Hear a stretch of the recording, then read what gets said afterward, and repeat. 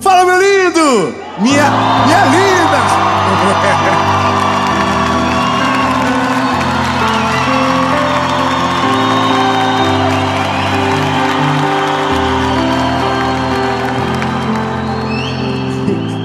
Ai, que lindo! Ô, gente, vocês têm que vir na série uma vez na vida, pelo menos. Porque o povo é tão animado e ninguém pede pra ser animado. O povo é... Vem na próxima. Se não vir aqui, vai na de Israel. Nós vamos chegar. Quando nós chegar a 10 milhões, não sei como nós vamos fazer. Que Deus nos ajude. Nós vamos levar alguém do canal. Mas só quando chegar em 10 milhões também, né, irmão? Então falta bem pouquinho agora, essas alturas do campeonato. Então, se você ainda não é inscrito, se inscreve. Compartilha, ativa o sininho, isso é importante, ativa o sininho, curte o vídeo, comenta, compartilha, manda pra todo mundo e vamos pra mensagem.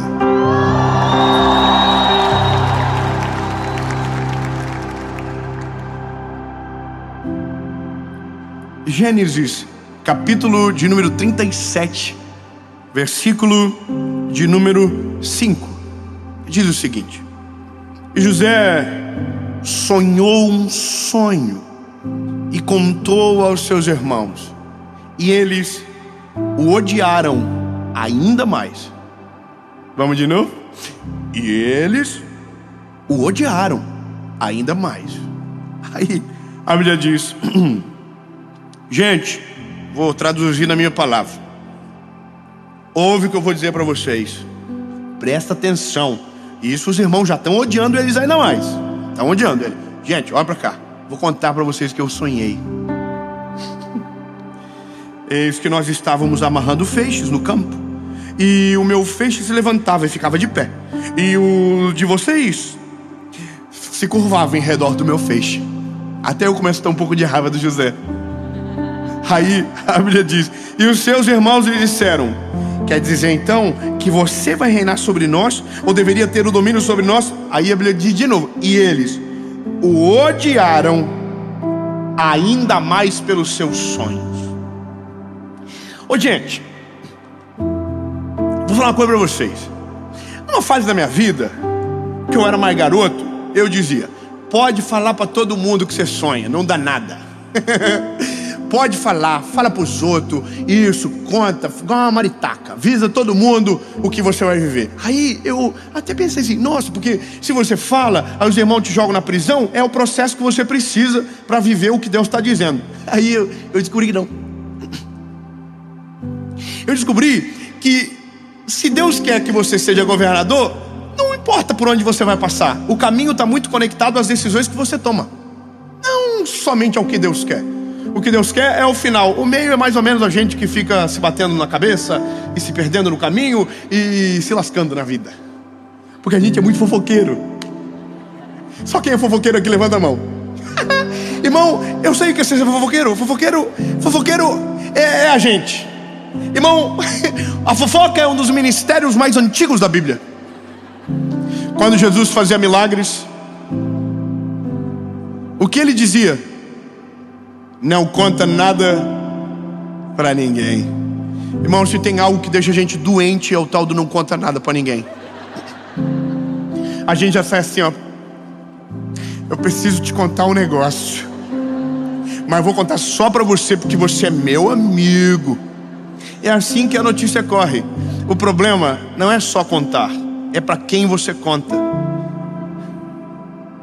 Olha, José é um grande exemplo de falta de percepção e sensibilidade. A Bíblia diz que antes de José contar os sonhos, os irmãos já o odiavam. Sabe por quê?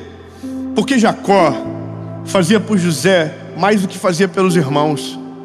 Então os irmãos já tinham no coração um ódio sobre José, e não era nem culpa de José, era culpa de Jacó. E sabe, a gente que é pai tem que tomar muito cuidado com isso.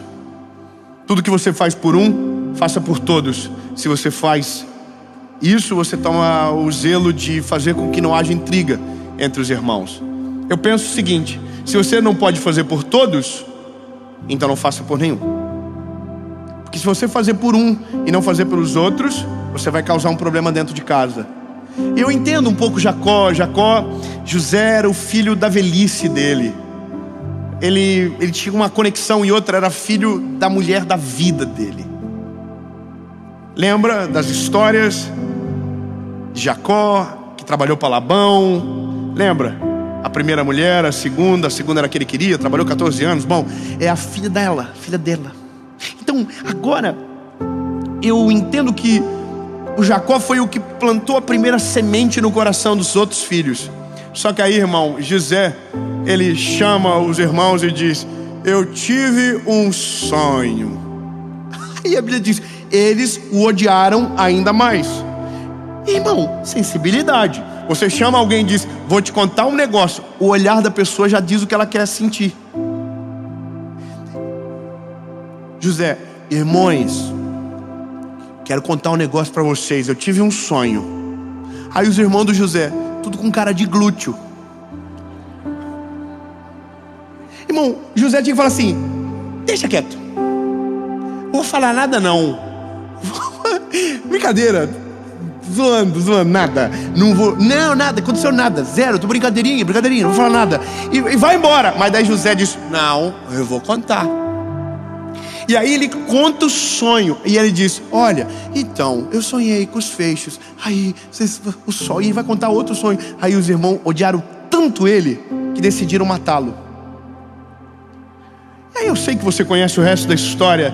Eles tentam, não conseguem, vendem como escravo, vai parar no Egito, se torna o governador. Depois os irmãos encontram depois de muito tempo. Só que tem uma coisa: todo esse meio, se José não evitou, a gente pode começar a aprender a evitar. Vou te falar uma parada, irmão. Eu aprendi um negócio por esses dias. Eu fiz um contrato. Olha só como eu sou fofoqueiro. Eu não posso falar, mas eu vou. Senhor, me ajuda, Senhor. Como eu vou falar sem falar? Não, eu já sei. Senhor, prometo que eu vou melhorar nessa parte da minha vida.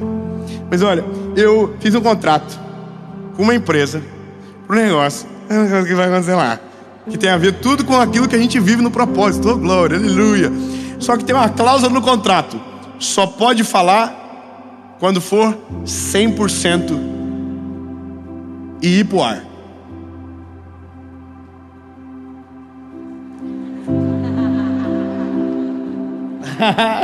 Os irmãos tudo curiosos: fala mais. Aí eu descobri um negócio: se eu falar, eu pago uma multa. E eu não tenho dinheiro pra multa. Então, irmão, eu não posso falar, a não ser que eu esteja disposto a pagar uma multa e talvez perder o contrato. E aí, irmão, eu ando passando mal, porque a minha vontade é contar pros outros. Minha vontade é falar assim: gente, agora que eu não vejo a hora de contar. Mas aí que tá. Sabe o que o contrato me ensinou? Você só vai poder contar quando ninguém mais conseguir atrapalhar. Como assim? Claro, bebê. Quando ninguém, quando nada, quando for 100% certo que nada consiga atrapalhar, conte. Aí, irmão, estou esperando. Não vejo a hora. Mas eu não vou contar antes. Só quando tiver para acontecer mesmo. Estou aguentando? Estou aprendendo. E eu quero que a gente aprenda logo isso. As pessoas só podem destruir os planos que conhecem. O mal só pode alcançar aquilo que a gente fala. Aquilo que a gente guarda, ninguém consegue. Então, bebê, vamos aprender logo na vida. Os planos que Deus tem para você, viva-os quietinho, ou cresça em silêncio. Sabe, quando Deus colocar um plano para você, uma oportunidade incrível na sua vida, você vai ficar: meu Deus, eu preciso postar agora. Não posta nada não. Só quando você tiver certeza que aquilo está na sua mão e nada mais pode tirá-lo. Grave o que eu vou dizer para você. Os planos, quando estão guardados, ninguém consegue destruir, porque ninguém pode atacar aquilo que não sabe. Ninguém consegue atrapalhar aquilo que não existe.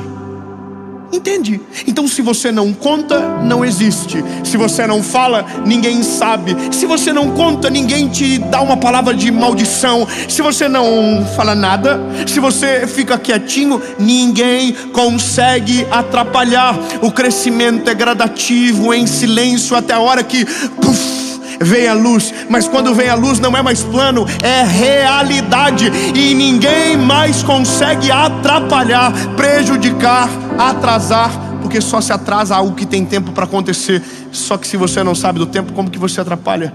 Por isso, tome cuidado, não fale nada enquanto um plano não for a sua realidade. Só se atrapalha os planos que conhecem.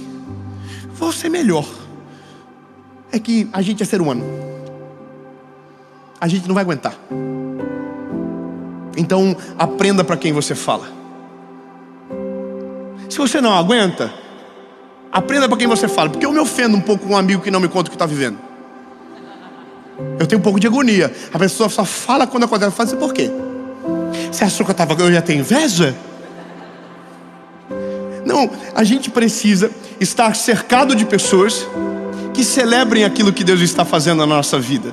Nós precisamos ter amigos que a gente pode contar os planos de Deus para eles, que Deus tem para nós, e eles dobrarem os joelhos e dizer: glória a Jesus, eu creio que vai acontecer, e eu não vou descansar o meu coração enquanto não ver você vivendo os planos do Senhor na sua vida. Glórias a Jesus. Nós precisamos de amigos assim, amigos que a gente rasga o coração e eles não despedacem. Eles ajudem a construir o nosso caminho, ajudem a gente a chegar nesse lugar. A gente precisa desses amigos. Difícil, hein? Já pensou? Você falar para a pessoa: Deus vai prosperar a minha vida, e ele falar: pode fazer, Senhor. Mesmo que nada aconteceu na minha vida, pode fazer na dele. Mesmo que ainda não chegou a minha vez, pode fazer na dele. Mesmo que ainda não vi nada disso com os meus olhos, faz na dele, Senhor. Eu prefiro viver o testemunho de outro agora, mas poder construir para chegar na minha realidade depois. Pode fazer, Jesus. Eu quero viver e celebrar para a glória do teu nome o milagre na vida de alguém. E isso é maravilhoso. Eu vou te falar, irmão, eu aprendi desde sempre na minha vida que a gente tem que valorizar as coisas dos outros. Valorizar os planos de Deus, valorizar. Eu sei que parece que agora estamos entrando em contradição, mas é porque a vida sempre tem lado A e B. A gente sempre tem que saber dosar as coisas. Não conta nada, mas para quem merece, conta sim. Lindo, é tão gostoso compartilhar as coisas de Deus. É tão bom quando você senta à mesa e começa a contar da misericórdia, do favor, dos testemunhos, e o olhar do outro não fecha a mareja. Porque quando o José foi contar, o semblante dos irmãos já estava assim, ó. Então não conta. O conselho para você é: seja superficial quando estiver em uma roda desconhecida, com pessoas que você não conhece bem, com colegas. Seja superficial. Navegue por cima, não se aprofunde, não entre em detalhes, não conte nada sobre você, não tente provar que você é alguém. Fique quietinho, cresça em silêncio, deixa que a história fale, não tente você dizer sobre ela. Agora, quando estiver com amigos de verdade, seja profundo. Abra o coração, conte as suas fragilidades, diga o que você precisa, porque quando estamos rodeados de amigos de verdade, temos socorro, temos visão privilegiada, conseguimos olhar para quem, sabe, através do olhar de quem está de fora, para a nossa vida no lado de dentro. Conta, mas seja inteligente. Eu demorei para aprender isso, e por conta disso, eu já entrei em um monte de prisão que não precisava. Seja sincero, 5 segundinhos. Você pensar quantas coisas não aconteceu porque você falou.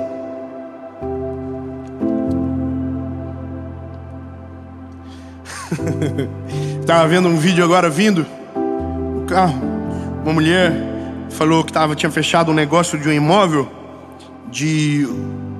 Vou falar o valor porque não era meu mesmo, era o vídeo dos outros. 1.800.000, tinha vendido uma propriedade. Aí ela no carro comemorando, vendi tal música. Aí ela recebe um áudio no WhatsApp. Ela tá assim: olha, o dono desistiu, não vai vender mais a propriedade. Já tinha postado o vídeo dançando, feliz, comemorando. Irmão, quantas coisas a gente fala que não deveria, e porque a gente fala, não acontece. E aí eu sei o que você está pensando: inveja. Tá pensando? Ai, gente, invejoso atrapalha. Você tem medo de inveja? Sim ou não? Dá um medo, não dá? Fala a verdade. Tem medo de inveja, sim ou não? Eu não. Nossa, como ele é bonzão. Não, irmão, é que inveja não tem poder para parar nada. Você sabia que inveja não tem o poder de paralisar ninguém? A Bíblia diz que inveja só faz mal para uma pessoa, para quem tem. Grava isso, bebê. Inveja não tem poder de paralisar sonho de ninguém, não atrapalha a vida de ninguém, não muda nada para os outros. Inveja só sofre uma pessoa: quem tem, o invejoso. Então, meu lindo, se você só pode ter medo de inveja se você for um invejoso. Então, se você não precisa ter medo. Inveja não atrapalha os planos. O que atrapalha os planos é a palavra do invejoso que você deixa entrar no teu coração. Isso sim atrapalha. O sentimento muda nada. Agora, o invejoso só tem inveja daquilo que você conta. Do que você não conta, ele não sabe. O que ele não sabe, ele não dá palpite. Então, se não tem palpite, se não tem opinião, não vai paralisar você. Não precisa ter medo do invejoso, é só não contar nada para ele. É verdade. Porque o que mais dói, irmão, é a palavra. É a palavra que chega na hora certa. Você já viu? Você fala assim: nossa, eu vou fazer um tal negócio. Aí a pessoa diz: ih, tanta gente já deu errado isso aí. Aí você vai para casa, você fica assim: é verdade, né? Se deu errado já para tanta gente, qual é a chance de dar certo comigo? Aí você começa, aquela palavra vira uma sementezinha no teu coração, e você, ao invés de tirar ela, você começa a regar ela. Você começa a refletir sobre ela, começa a ler sobre ela. Irmão, é igual o Google quando você pesquisa algo que não deveria. Irmão, coloca no Google: tô com dor de cabeça. Pronto, você vai morrer em 10 minutos. Dor no braço. Irmão, tudo no Google te leva à morte. Já percebeu já isso aí?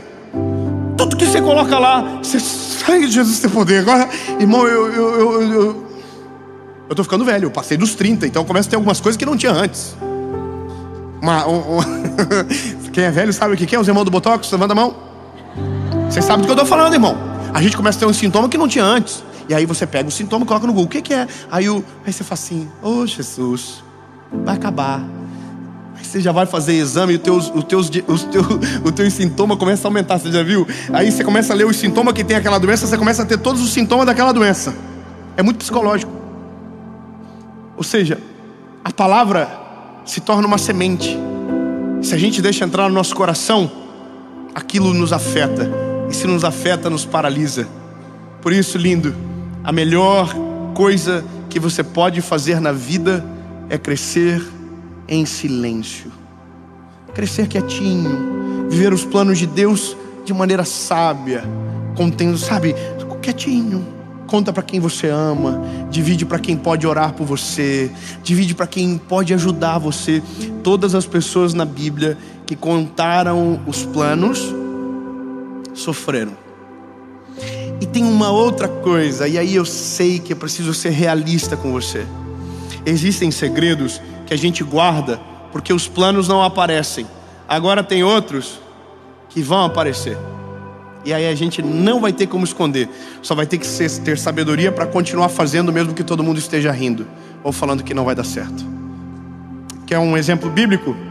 Noé.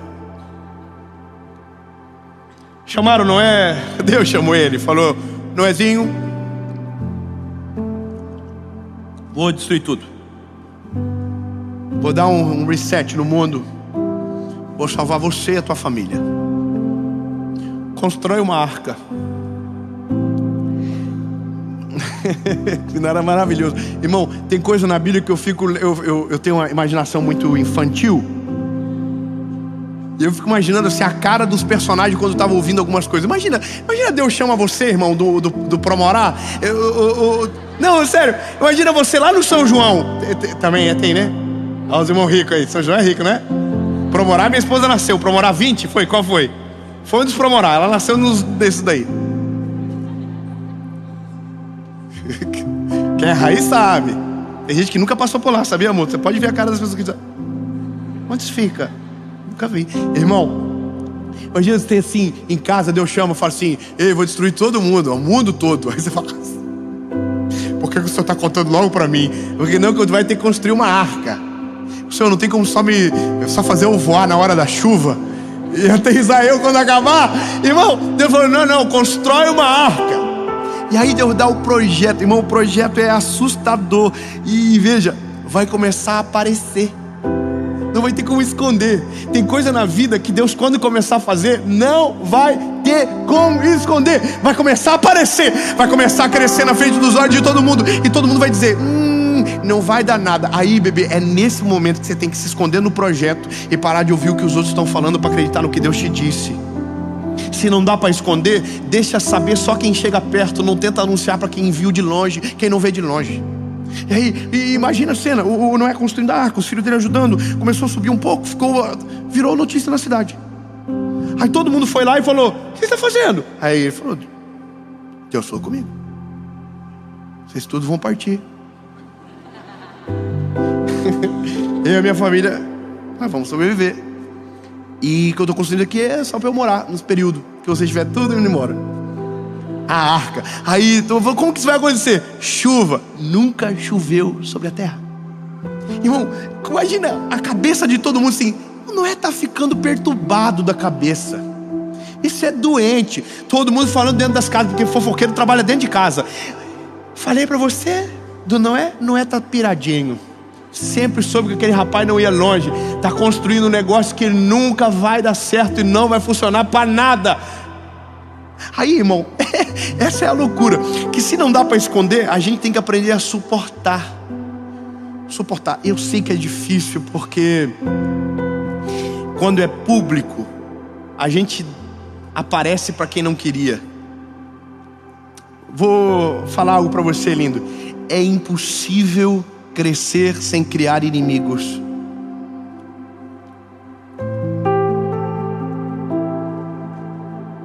Sabia disso? Quer prosperar? Se prepara para os inimigos. Quer ter uma família linda? Se prepare. Vão falar mal, vão odiar você, porque tudo que dá certo irrita. É interessante, lindo, mas é o ser humano. A gente é estranho. Eu não sei como Deus foi gostar da gente, irmão, porque a gente é difícil. O ser humano é o único animal que corre mais rápido quando está perdido. Irmão, todo animal no mundo, quando se perde, para. O ser humano, quando está perdido, corre mais depressa. A gente é estranho na nascente. A gente é absurdo. A gente consegue olhar para o nosso irmão e desejar o mal dele. A gente consegue celebrar tragédia. Irmão, a gente é problemático demais. Então, meu lindo, se você alcançou um nível aonde o Senhor te ensinou a superar e suportar a bênção dos outros, aprenda a suportar a palavra de maldição. Aprenda a suportar quem não gosta de você. Aprenda. Todo ambiente de trabalho, familiar, sempre vai ter alguém que é totalmente contra você. Não adianta. Lindo, eu trabalhei em várias empresas. Todas as empresas eu tive meus haters de plantão. Todas as empresas. Irmão, eu fui vendedor de tênis. Eu costurei pacote de carvão. Eu já vendi sacola plástica para mercado. Eu já fui estagiário. Irmão, quando eu era estagiário, eu era odiado porque ganhava presente no final do ano. Eu tratava muito bem as velhinhas. Os velhinhos entravam, eu beijava eles, abraçava, chamava de meu lindo. Irmão, quer matar um velhinho do coração, chama ele de meu lindo. Ele já, oh, Jesus, segura na mão de Deus. Porque ele está se sentindo amado. Então chegava no final do ano, eu ganhava presente. Aí eu tinha os estagiários bandido, falava assim: olha lá, ó, também fica só puxando o saco dos outros. Irmão, isso é normal. Quando eu vendia tênis, eu entrei na loja. Nossa, eu sou muito fofoqueiro, preciso falar. Eu descobri que tinha uma marca na loja que ninguém vendia, porque todo mundo que pensava que só ia pobre comprar naquele lugar, então ninguém oferecia. Quando eu entrei na loja, eu amava aquela marca. Eu não tinha dinheiro para comprar, mas eu amava. Comecei a vender aquele tênis para todo mundo. Aí o dono da loja foi lá e falou: eu quero conhecer o vendedor do tênis tal. Aí eu me apresentei. Irmão, virei inimigo de um monte de gente dentro da loja. O pessoal falou assim: nós vamos criar uma fila de venda agora, porque eles diziam que eu cortava a frente de todo mundo para vender. Porque toda hora que você começa a dar certo, alguém começa a tentar tirar o crédito do que Deus está fazendo na sua vida. Começa a tentar tirar o teu mérito, tirar o teu esforço. Começa a contar uma historinha para desculpar o que você está vivendo, sendo que não, você não está fazendo nada demais, só o teu mínimo, às vezes. Mas entende, não tem como crescer em qualquer lugar no mundo sem ser odiado por aqueles que estão parados. Entenda isso logo, aprenda, não dá para crescer sem ter inimigos. Os inimigos são parte do crescimento e são pior, eu sei que não é bom, mas são o maior sinônimo que as coisas estão dando certo. Quando os inimigos aparecem é porque Deus está fazendo algo bom na tua vida. Quando os inimigos surgem é porque você está crescendo, evoluindo, aparecendo. Então os inimigos se coçam, se incomodam. Continue crescendo, em silêncio, de maneira comedida. Vai ter um dia que a chuva vai cair do céu e é você que vai entrar na arca. 10, aleluia. Vamos de novo. Lindo, todo mundo rindo do Noé. Coitado, o Noé tá doido. O Noé é um maluco. O Noé é doente da cabeça. Aí um belo dia caiu uma gotinha.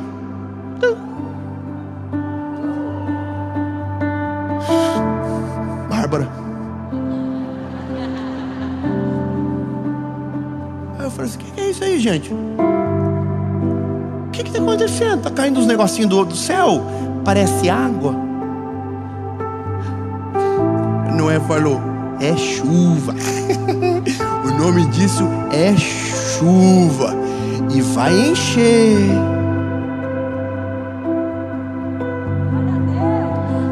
E encheu. E só tinha um negócio que flutuava naquele dia à venda. Na verdade não estava à venda não. Era do dono, Noé. Noé falou: gente, começou a tocar.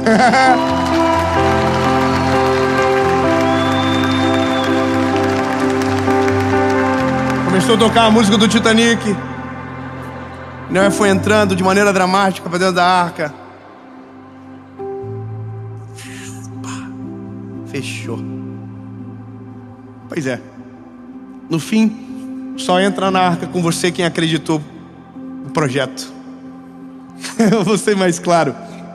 O dia que Deus realizar o plano dele na sua vida, só vai viver com você quem acreditou que antes da realidade o plano era autêntico. Quem olhou para você quando ninguém dava valor e dizia: eu acredito nesse garotinho, eu acredito nessa menina, eu sei que Deus é na vida dela, então eu vou estar no lado dela, orando por ela, cobrindo ela, ajudando, fortalecendo. O dia que as coisas acontecerem, traz para perto, continue junto, porque são essas pessoas que te ajudaram a chegar aonde Deus havia dito que você chegaria. Se você tem alguém que você pode contar os planos perto de você, dá um beijinho nela. Olha. Oi, bebê.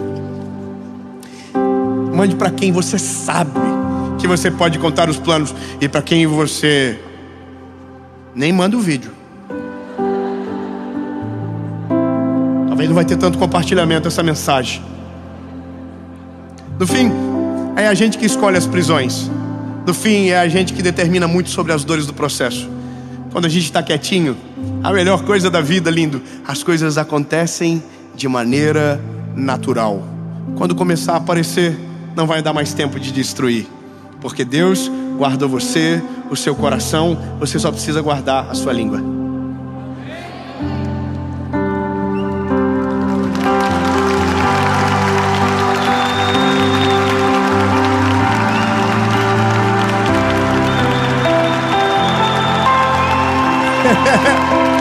Jesus, Tu é maravilhoso, Senhor. Aleluia. Os teus planos são incríveis.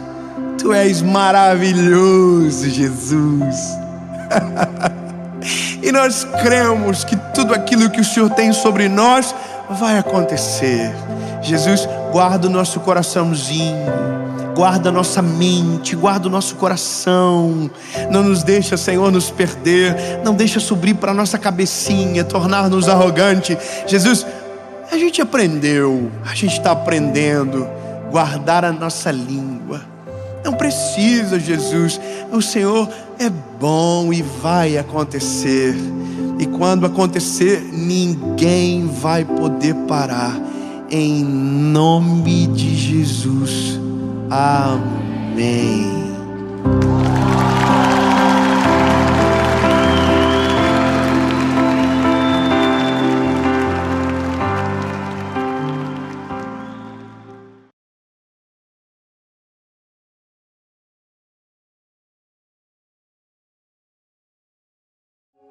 Fala, meus lindos, tudo bem? Essa é a nossa primeira mensagem da série Decisão.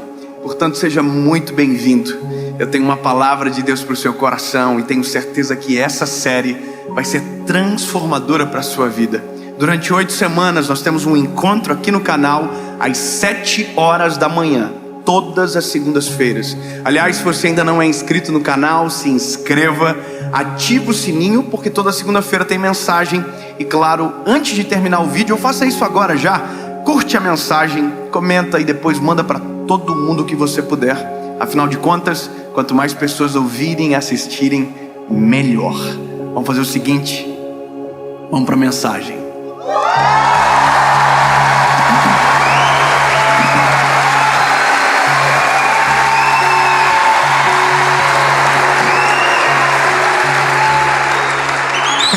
Parece que foi ensaiado aqui. Jó, capítulo de número 4, versículo de número 3. Esse texto vai nortear a nossa caminhada sobre um sentimento, uma palavra que sufoca muita gente, que já me sufocou durante um tempo, e que se a gente não cuidar, vira recorrente na nossa história. Nos aprisiona, cega os nossos olhos, que é a palavra desânimo, que é muito mais do que uma palavra, é uma sensação que nos rouba a fé, a esperança e tira o brilho dos nossos olhos. O texto é de Jó 4, é o capítulo, versículo é o 3, diz o seguinte: eis que instruístes a muitos e fortalecestes as mãos fracas. Tuas palavras seguraram o que estava caindo, e tu fortalecestes os joelhos debilitados. Mas agora isso vem sobre ti e te enfraqueces. Ela toca em ti e te perturbas.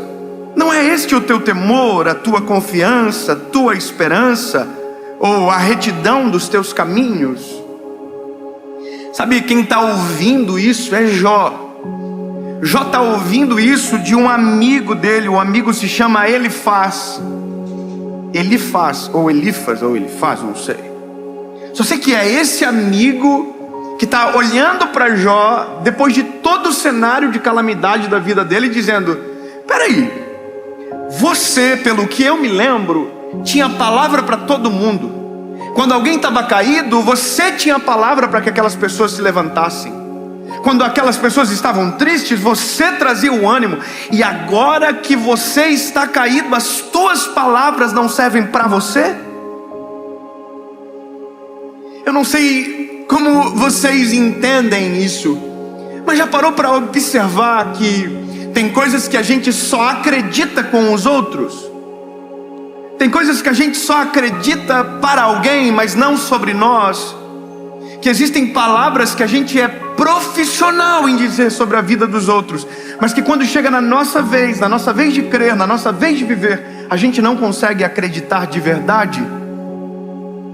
Ou seja, me parece que às vezes a nossa fé só é funcional quando é o outro que está por problemas, Mas quando é na nossa vez, tudo que nós cremos, a gente esquece.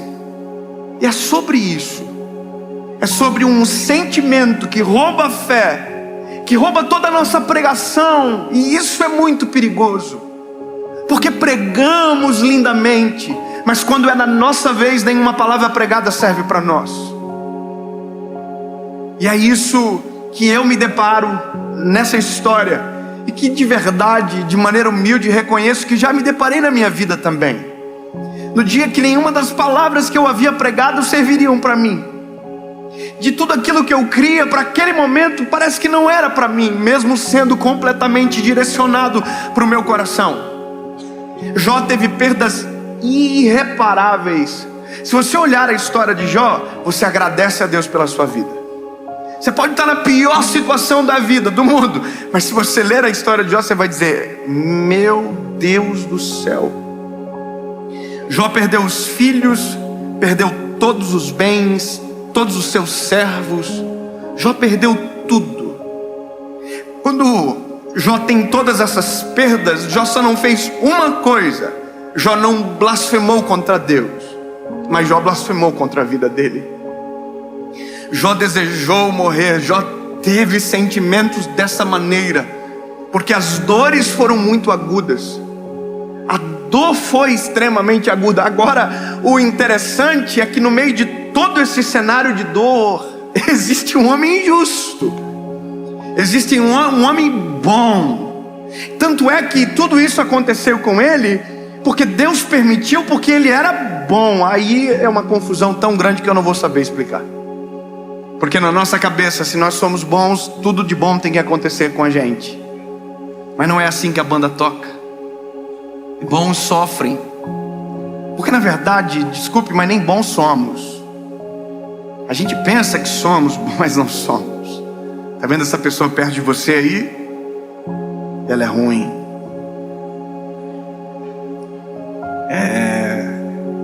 Parece boazinha, mas não é. A nossa natureza, ela é ruim. Sem Jesus, meu Deus do céu, Jesus é o que vem, aplaca essa nossa maldade que carregamos, equilibram as coisas. É só Jesus que pode fazer. Aliás, é só Jesus que tem interesse por nós. É só Jesus. Então, quando eu olho para um cenário como o de Jó, eu olho para a história, para o desânimo, para a batalha, para a luta.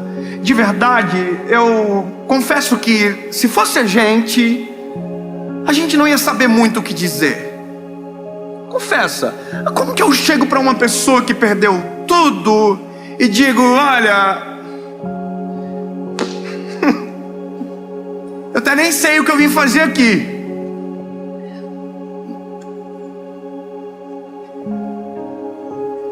Eu só não queria estar no teu lugar, irmão, mas não é verdade? A gente não é assim? Agora, por quê? Porque aqui a gente está falando de algo muito grave. Mas quando a gente olha a história completa, eu sei a história completa. A história completa é: Deus restituiu tudo o que Jó perdeu. Jó viu os filhos até a 4ª geração, e aí descansou no Senhor. Jó teve tudo restituído: os bens, os servos, as propriedades, os filhos, tudo em dobro. Deus deu, Deus retribuiu. Agora, a gente consegue olhar assim porque a gente conhece a história toda. Agora, Jó não sabia disso que ia acontecer. Você entende? Jó não viu o todo, Jó via parte da história. E a parte da história que ele estava era aquela parte onde ele perdeu tudo, e ele não consegue ver para onde vai, o que vai acontecer. E esse é o cenário às vezes da nossa história. Enquanto estava tudo bem na nossa casa, enquanto estava dando tudo certo, a gente tinha palavras para todo mundo: olha, Deus é bom, Deus é fiel, Deus é justo, Deus está no controle de todas as coisas, descansa no Senhor, Deus está cuidando, sabe, relaxa. A gente fala para todo mundo: olha, acalma o coração, ora, se você orar, Deus responde. Só que em um determinado momento da história, o jogo vira. E eu chamo isso de dia mau, de vale. E a primeira coisa que a gente precisa ter a ciência e a noção é que sim, a vida é feita de montanhas e de vales. E que um dia estamos na montanha e talvez no outro dia estejamos em algum vale, mas o vale não é um lugar para morar, o vale é um lugar para passar. Deserto não é um lugar para morar, deserto é um lugar para passar.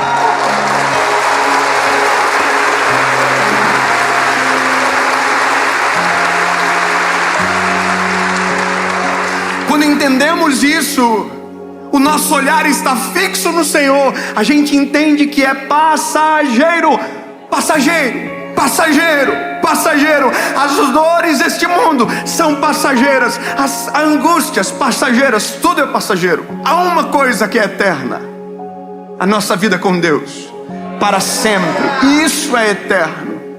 O problema é o dia mau. O dia mau é o problema, porque quando nós chegamos, tudo que vivemos antes, todas as bênçãos, todas as provisões, todos os milagres podem ser esquecidos numa fração de segundos. E é nesse momento que Jó está sentado ao chão, eu imagino lá muriando-se, quando um amigo olha para ele e diz a verdade: irmão, peraí, não estou te entendendo. Quer dizer que quando era com os outros você tinha palavra, e agora que é com você, você está aí caído. É como se esse amigo estivesse pegando Jó pelos ombros e falasse assim: ó, acorda, rapaz, você crê em um Deus que pode todas as coisas, você crê num Deus que faz milagres extraordinários, você crê num Deus que pode restaurar tudo aquilo que se perdeu. Entende? Deus pode tudo, Deus faz tudo. E aí a Bíblia conta a passagem completa de Jó, a história continua. Eu chamo isso de imagem completa. Imagem completa porque às vezes nós olhamos a vida assim coladinhos na parede e não conseguimos ver o todo. A gente não consegue ver a razão do porquê estamos vivendo o que estamos vivendo, sabe? E aí de repente a história avança, a gente vê o todo e a gente olha para trás e diz o quê? Ó, agora faz todo o sentido. Não é verdade? Sabe, é esse painel de LED aqui, tá vendo? Você vê uma imagem bonita e de longe, mas eu que estou um pouquinho mais perto, eu consigo enxergar pixels dessa imagem. E se eu chegar bem mais perto, eu não vejo nada, eu só vejo pixel. A vida, nosso olhar sobre ela é um pixel da história.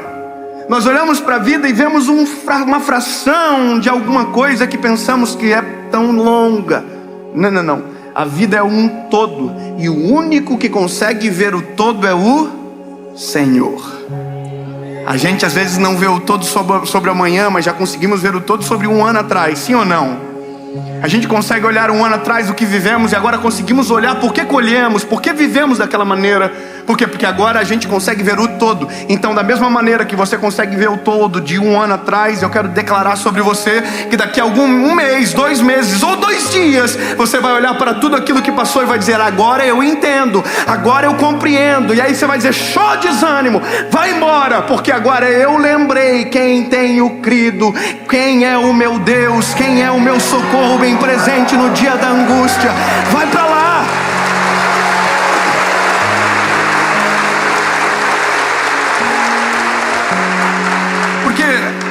O sentimento de Jó, de verdade, não é a ausência de Deus que causa. Esse sentimento em Jó não é a ausência de Deus, não, é o acréscimo de um sentimento: desânimo. E o desânimo me faz imaginar que Deus está ausente. Entendeu? Deus nunca está ausente, mas o desânimo me faz crer que Ele está ausente.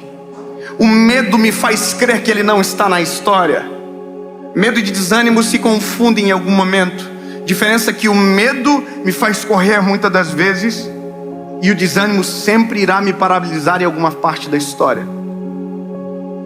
Eu chego aqui a nossa realidade, para nós. Quando o dia mal bate na nossa porta, quando a história difícil acontece com a gente. Deixa eu te fazer uma pergunta.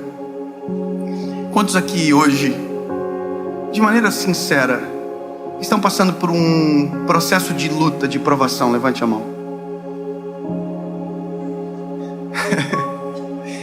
Eu queria muito que você levantasse a mão de novo e todo mundo olhasse à volta, olha quantas pessoas.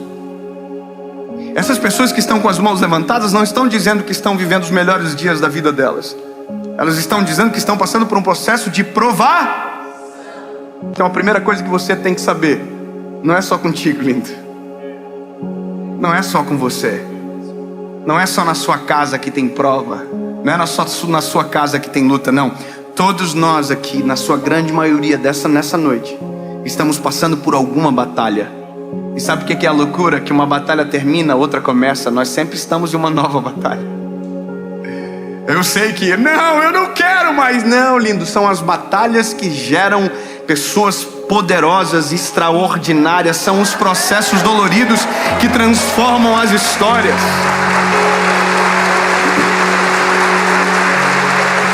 É inerente do ser humano. Eu queria muito chegar aqui e dizer, olha, depois que você aceitar a Jesus, você não vai ter mais nenhum problema. Se você reconhecer Jesus como seu Salvador, a sua vida vai ser um mar de rosas e, uau, ninguém vai ficar doente, ninguém vai cortar a sua frente no trânsito, vai ser tudo lindo, as pessoas vão passar por você, vão dizer bom dia. Não, lindo, esse é um sonho, mas a realidade não é assim. Aceitar a Jesus, crer em Jesus, ter Cristo como nosso amigo, companheiro, não nos livra da batalha, mas nos livra na batalha. Não entendeu? Eu vou melhorar. Não nos livra da, nos livra na. Peraí, como assim? Porque se ele livra da, eu nunca saberei do que estava perdendo para poder agradecer. A confusão é mais ou menos assim, eu não sei o que pode. Não. Agora quando eu me livro na, eu saio da batalha muito mais forte para enfrentar qualquer outra tempestade. Porque eu vou poder dizer assim, olha, eu tenho um Deus presente na batalha. Ouve a minha oração. Sabe, é a loucura da vida. É difícil tentar explicar, mas é assim que a gente tem que crer, porque essa é a realidade. Eu tenho 31 anos de idade. Parece menos? Oh, obrigado, Jesus. Vocês não sabem nem disfarçar. Mas escute isso aqui. Eu aceitei Jesus com 19 anos de idade. Eu tinha 19 anos quando eu me choquei com o Criador. E sabe qual é a loucura? Foi um dos piores dias da minha vida. Foi muito dramático. Eu já contei essa história muitas vezes. Foi o pior dia. Mas ao mesmo tempo que foi o pior dia, também foi o melhor dia. Porque foi quando eu me conectei com o Criador e a minha vida mudou dali para sempre. E aí eu aceitei Jesus e a minha vida mudou. A pergunta é, ou a constatação, é que naquele momento criou-se talvez uma expectativa que não haveria mais sofrimento na nossa casa. Aparentemente é isso que muitas de nós pensamos. Agora acabou e não acabou. Não acabou porque as batalhas elas permanecem, elas continuam. Os problemas vêm. Só que agora a perspectiva de resolução de qualquer problema é totalmente diferente. A forma de ver as coisas mudou completamente. Agora a gente vai ter uma filha, a Serena, vai nascer agora. Mas eu sei o que é experimentar a perda de um filho. Sabe, tem coisas que nós vivemos que ficou dentro da nossa casa, mas eu sei o que é ter dor. E todos nós aqui sabemos. Agora a única coisa que nós não podemos deixar acontecer é sermos paralisados pelo desânimo para roubar a nossa fé. Porque o desanimado, meu lindo, ele é extremamente perigoso. Sabe por que ele é perigoso? Porque ele pode dar um fim naquilo que era apenas o começo. O desanimado, ele pode perder a fé naquilo que Deus estava prestes a agir. Ele pode abandonar tudo, sendo que estava prestes a ser transformado. Porque de repente a gente diz, oh, por que tudo isso acontece? Só comigo? Você já viu, não é só com você, é com muita gente. Então o desânimo precisa ser vencido. desânimo precisa ser mandado embora. E eu ouvi uma expressão que marcou o meu coração: o desânimo é como uma areia movediça. Você já viu aqueles filmes que aparecem um cenário de areia movediça? A pessoa pisa e ela começa a afundar. Você já viu isso, sim ou não? E aí ela vai afundando, e ela sozinha não consegue sair daquele lugar. Você ouviu o que eu acabei de dizer? Sozinho o desanimado não consegue sair daquele lugar. Eu estou querendo dizer alguma coisa aqui, não sei se você percebeu. O desanimado sempre vai precisar de alguém animado perto. A gente sempre vai precisar de alguém que permaneça com fé à nossa volta. A gente sempre vai precisar de um Elifaz que vai olhar pra gente e vai dizer: ei, quer dizer que quando era pros outros servia, e agora que é com você não serve mais. A gente sempre vai precisar de alguém cheio do Espírito Santo à nossa volta, que vai olhar pra nós, vai perceber o desânimo, vai perceber o semblante caído e vai dizer: o que está acontecendo? Qual é o teu problema? Levanta a cabeça, eu vou orar com você. Eu não vou deixar você desistir. O desânimo vai ser vencido no nome de Jesus. Acorda, sacode a poeira, sai dessa situação. Sabe o que é isso? É a mão de alguém cheio de Deus arrancando você da areia movediça do desânimo. É dizendo: sai fora, você não vai afundar mais, não na minha frente, levanta, sai.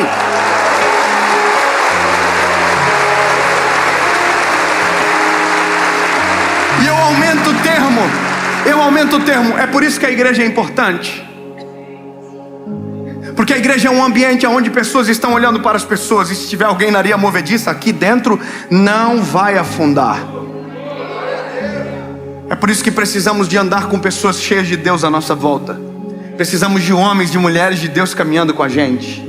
Então, meu lindo, eu não sei qual é a sua situação, eu não sei qual é o nível do teu desânimo, mas talvez é um nível que você não consegue mais crer que Deus pode fazer alguma coisa ao teu favor.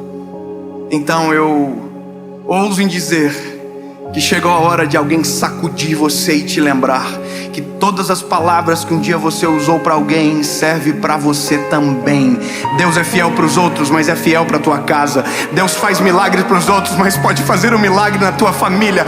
Todas as palavras que você declarou sobre a vida dos outros também servem sobre você.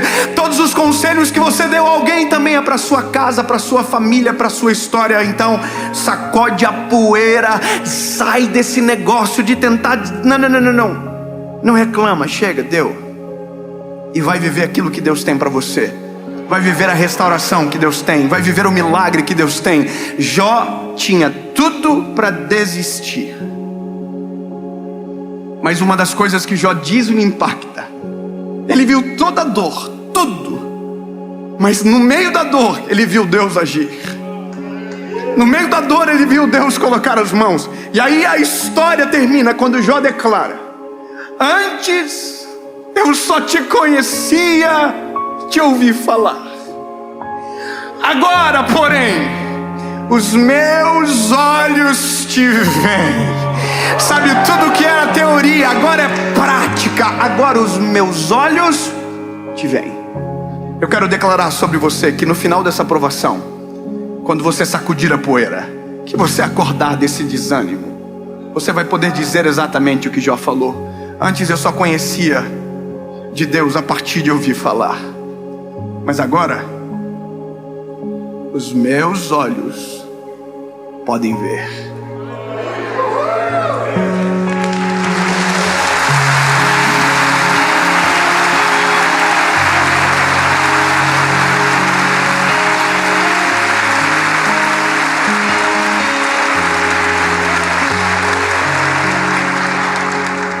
Eu queria poder ter tempo de contar para vocês todas as vezes que Deus me socorreu, todas as vezes que Deus enviou anjos para nos tirar do desânimo. São tantas as histórias, mas a prova que elas aconteceram e deram certo é porque eu estou aqui continuando. Estou aqui pregando a palavra. Só que eu não posso esquecer que tudo que eu estou falando para vocês tem que servir para mim também. Jesus tira-nos do desânimo, nos deixa fraquejar a nossa fé. encoraja-nos a viver a tua vontade. Senhor, a gente não consegue ver tudo. A gente vê um fragmento da história e às vezes desesperamos, mas não é assim que queremos viver, Jesus. Abre os nossos olhos, socorre nosso espírito e nos faz enxergar a esperança, em nome de Jesus. Que agora, Senhor, dentro dos lares, onde tiver alguém assistindo, que seja socorrido pela tua presença e que o brilho nos olhos volte e que uma luz no fim do túnel apareça, em nome de Jesus. Amém.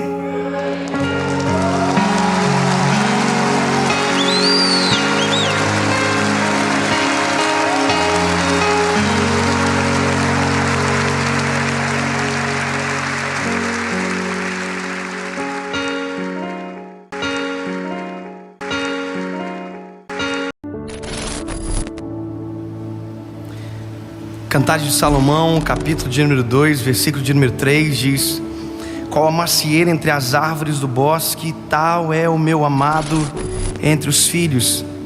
Desejo muito a sua sombra, e debaixo dela eu me assento, e o seu fruto é doce ao meu paladar. Levou-me à sala do banquete, e o seu estandarte em mim era o amor. Sustentai-me com passas, confortai-me com maçãs, porque eu desfaleço de amor.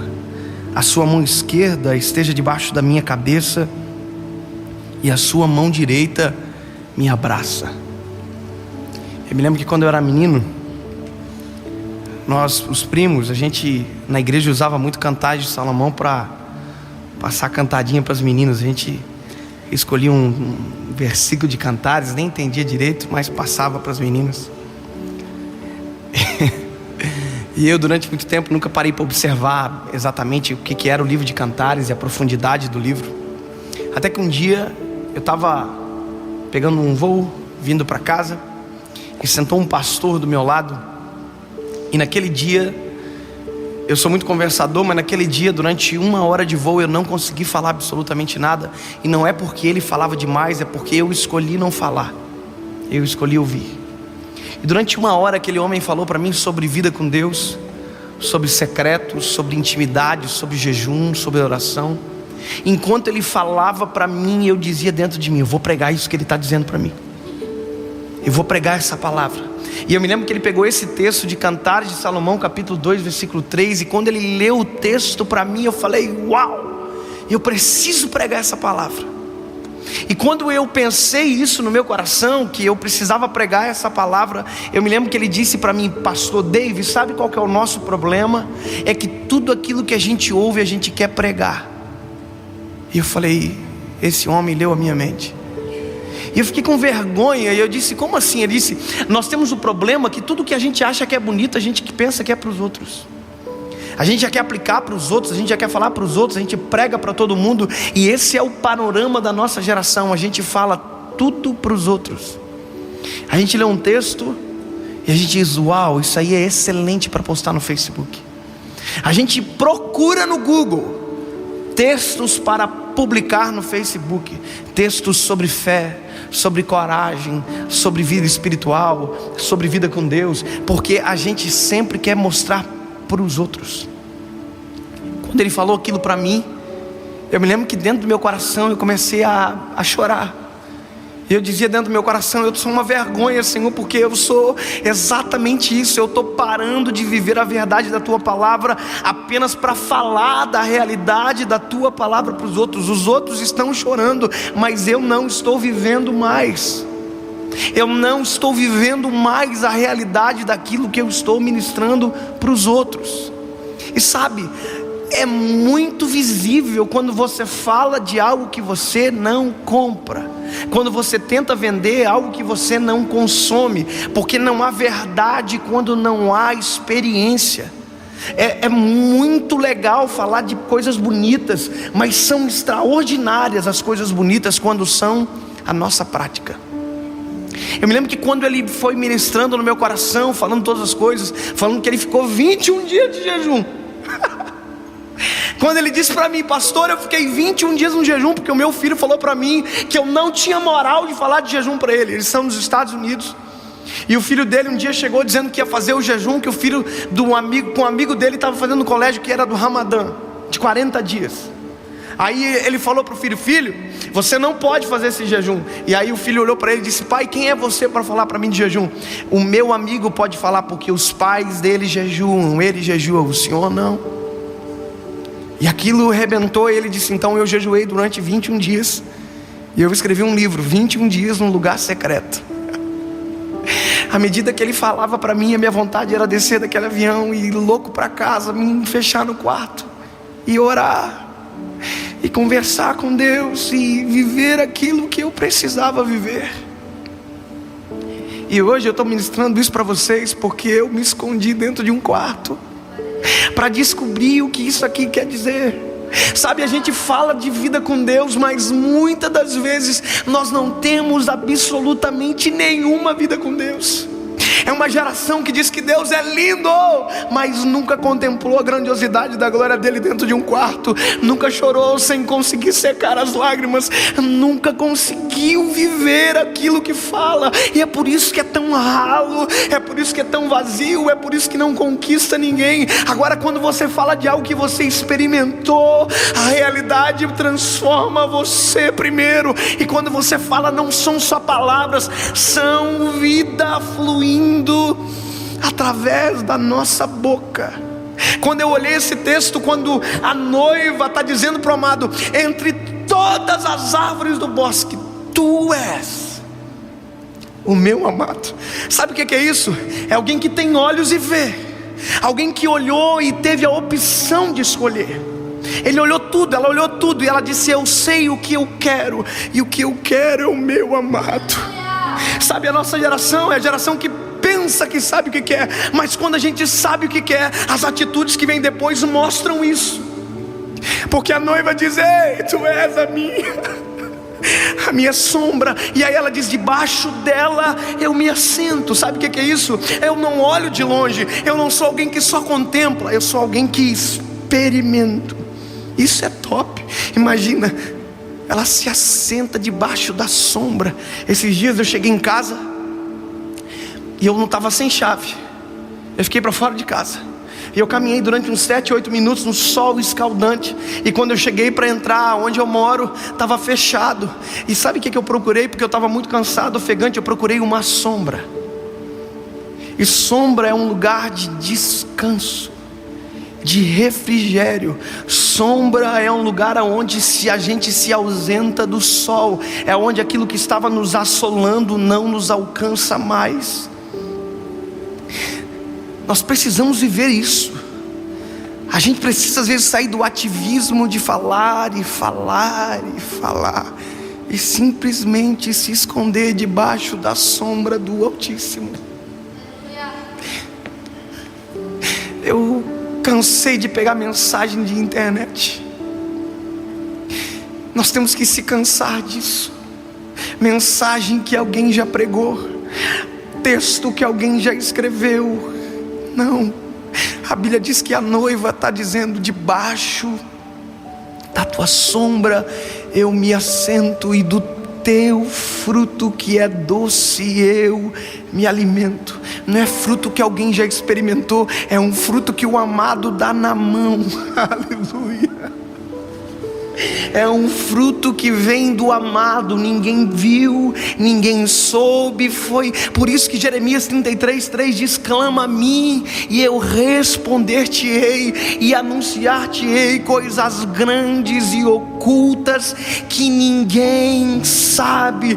E só sabe quem clamou, e só sabe quem se escondeu no secreto, e só sabe quem viveu para contar.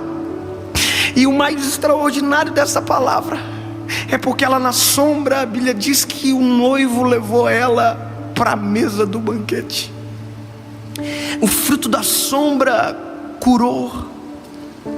O fruto da sombra trouxe paz. E ela diz, depois de tudo, ela diz: olha, eu estou desfalecendo de amor. Quando eu fui entender isso, eu descobri que Desfalecer é morrer. Eu estou morrendo. Só que a palavra amor não é aquela do grego que a gente conhece, o eros, o filéu, o ágape. Aqui é o ahabab, que significa carência. Ela descobre que na sombra todas as carências dela são supridas pelo amado. Se você viver uma vida verdadeira com Deus, todas as nossas carências são supridas no amado. Ele é o único que pode suprir a carência do coração do homem. É por isso que tem gente que tem tudo e no final da vida descobre que na verdade nunca teve nada, porque permaneceu carente até o final. É por isso que a gente ouve histórias de famosos milionários que diziam que eram felizes, no final se suicidaram, porque o dinheiro não preenche a carência, as mulheres não preenchem a carência, o sexo não preenche a carência do homem. A única pessoa que preenche o vazio, o eco da alma do homem está aqui. Aí a noiva diz: com a tua mão direita sobre debaixo da minha cabeça, com a tua mão esquerda me abraça. Ela descobriu que na sombra acontece algo que em nenhum outro lugar acontece. Secreto é lugar de intimidade, e nem tudo que a gente recebe vive na intimidade com Ele. A gente precisa contar.